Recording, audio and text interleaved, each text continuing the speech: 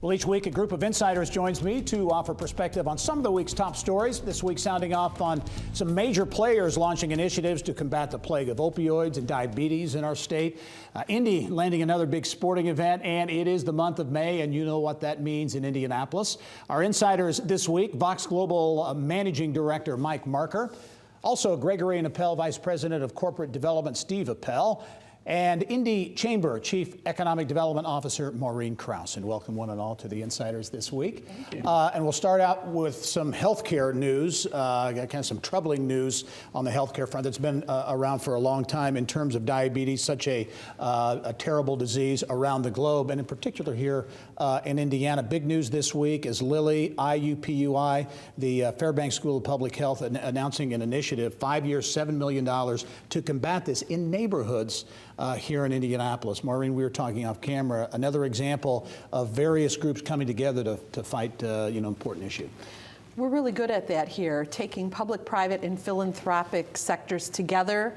We identify issues that need to be solved. This is one that clearly impacts our workforce and our incoming workforce. Yeah. As we all know, talent is a huge issue. We need as much good, healthy talent as we can get. So this is an important example, again, of these three groups, public, private, and philanthropic, working together to solve a problem here. We are great at doing that in this area. Yeah, and Mike, I think it's interesting to know diabetes obviously is a real focus area for Lilly and has been for many, many decades. They have done this kind of program in a number of other places, not in the U.S., right. In places like South Africa and other places around the globe, now bringing it home, really bringing it home. Yeah, they're going to take some key learnings from that work in communities in Mexico and India and South Africa, as you mentioned. And one of the things that Lilly's CEO said that I really thought speaks to the work and the reason they do it is he said where you live shouldn't determine how long you live. And so they're going to find those key learnings. And the reality is there's a great health disparity between income levels, and we're facing that here in the community. So I think these three neighborhoods they've chosen, they're going to find some best practices, find a way to scale them, take them across the state and hopefully around the country to address this issue. Yeah, as you look at an iconic Indiana company like Lilly, really taking some steps right in their own backyard to combat diabetes. Yeah, I think the big takeaway for me was that 17% are at threat in a fairly small area. So I'm hopeful that if they really do get, as they said, some of the best practices, that it can be taken around the country, because the food desert issue and things like that should be something that hopefully can be replicated. Yeah, interesting too, they had a graphic on the Monon Trail, and from the top of the Monon Trail to the bottom, 14 years in terms of longevity, length of life difference from the top to the bottom based on a number of factors. Opioids obviously continue to be a scourge on America, on many states in this country. Here in Indiana, a lot of efforts, Mike, I know you're very familiar with IU and its Grand Challenges program and really putting a lot of resources out there. More efforts were announced this week.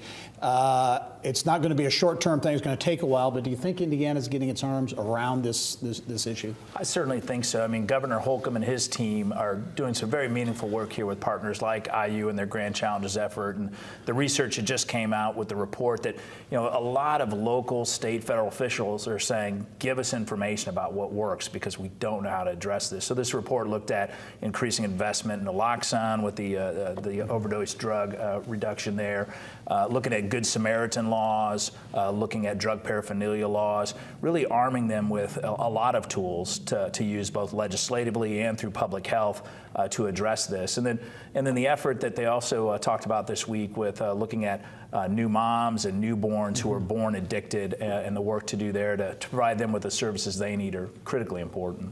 And Maureen, obviously there's a huge human toll in this situation, but there's also a big business and talent issue related to this as well. Absolutely. When people look at this area, they see what is the talent pipeline that we can provide, what condition are they in. It's not just what degree they have, but are they going to come to work every day, be able to do that. So it's an issue that needs to be solved. It impacts in some of our communities a significant amount of the workforce population.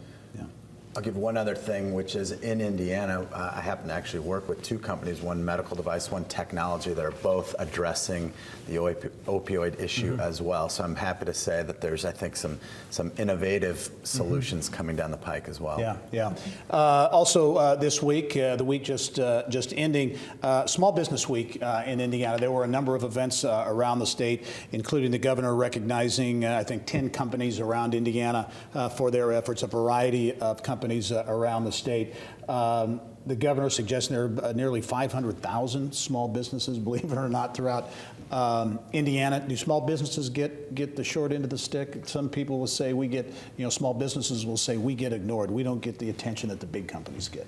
Well, I think sometimes on the attention deficit could be there in terms of the big initiatives of a Lilly or things like that. However, I think there's a very good small business climate in the state, and we're a larger small business now, and we're fortunate to work with lots of small business, and the innovation and job creation is really strong. And I think the tech boom in Indianapolis is really helping fuel the small business revolution, and there's a lot more support now, which is great.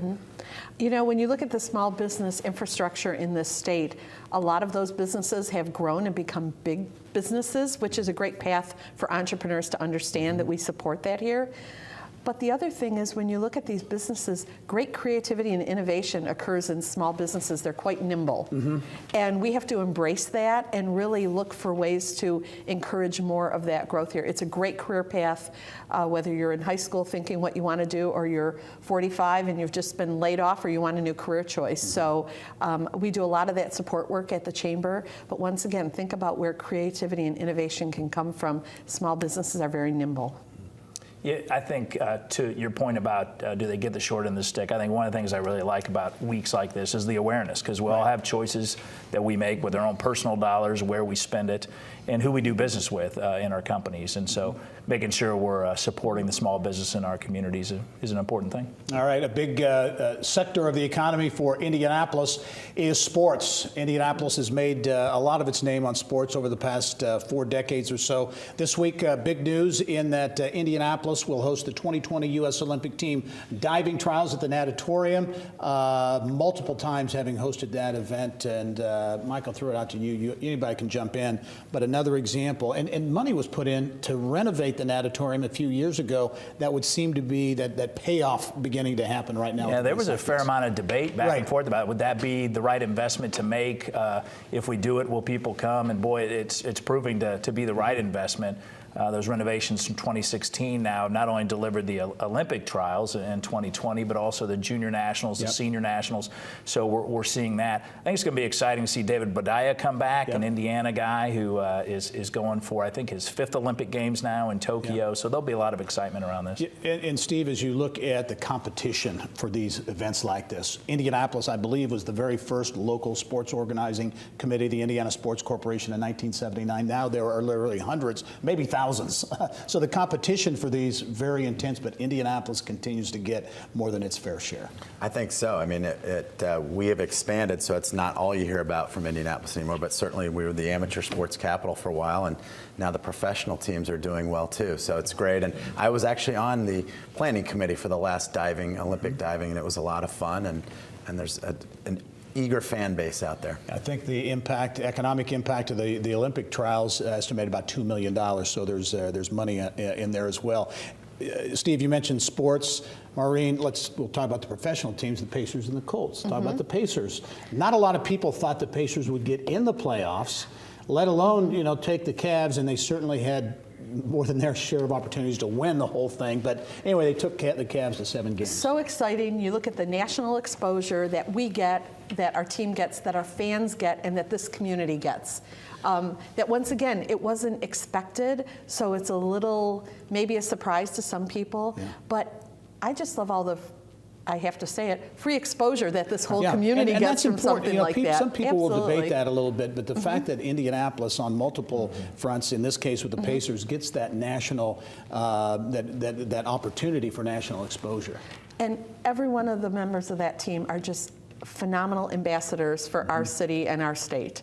And we have to celebrate that, because there isn't one of them that I wouldn't want to come and do an event or a commercial or talk about what it's like to be here. So, next year we'll go further. We have a great foundation of a team, and I was just thrilled to be watching and seeing all the positive news about the Pacers. Yeah, the story from the start of the season, to build off what you just said, Maureen, is Herb Simon told Kevin Pritchard, just give the city a team they can be proud of. And boy, did they hit on that, right? Yes. We're really proud of the Pacers. And then the story about Victor Oladipo just being right back, making shots, hitting the weight room, just hours after losing that Game 7. So he's committed to lead that team, and he said to Pritchard, we're going to be even better next year. So I wouldn't bet against him. Creating a lot of anticipation, I think, heading into next year already. Steve, how about the Colts? A big draft, and I think they did well. I mean, they drafted for need. You go, offensive lineman isn't the sexy position, gets all the attention. But I think a lot of people think the Colts position themselves pretty well. Their general manager seems to have a good plan in place too, and I think the biggest issue was we've been about a year and a half without Andrew Luck, so they drafted 2 big offensive linemen, and that could be a big difference. I'm hopeful. All right, we are in May in Indianapolis. We all know what that means, the Indianapolis 500, the month of May. Your thoughts? Danica coming back for the final time. What do you think? I would love, in the year of the woman, it would be great to see Danica win it this year on her way out. That would be a lot of fun. Maureen, how about the month of May, the importance that this has for Indianapolis? Well, we part of our job is to travel around the world and to talk to people around the world. Right. This is what people know us for. Yes, right. And it really is a great entry point to a conversation.